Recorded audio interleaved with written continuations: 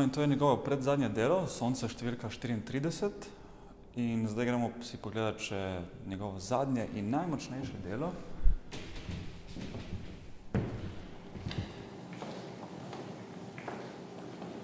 Tukaj vidimo njegovo zadnje delo, ki transcendira vse meje vesolja, človeštva, vsega. To, kar je dosegel v tako kratkem času, je neopisljivo.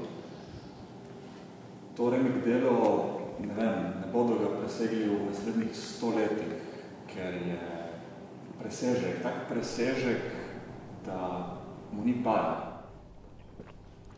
In koncept celotnega dela je tako kondenziran, da je kot da bi bil v črni luknji v minimalno velikost, ampak polno energije in te preveva, da ne moreš ostati hladnokrven, ker koncept je popolnoma stisnjen, izčiščen, to srka vase in ti ne pusti dihati, te popolnoma prevzame, ker je res neverjetno.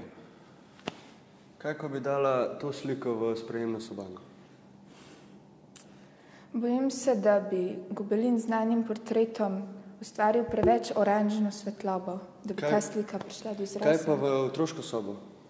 Super ideja, stene so ravno prav bele. No, lično, pogledamo tako pisarno in pišemo, ne?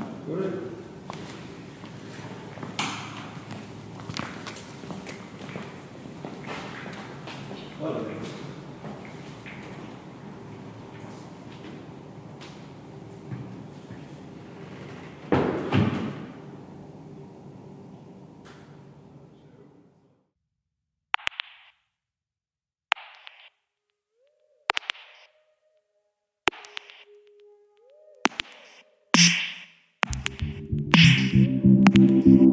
Thank you.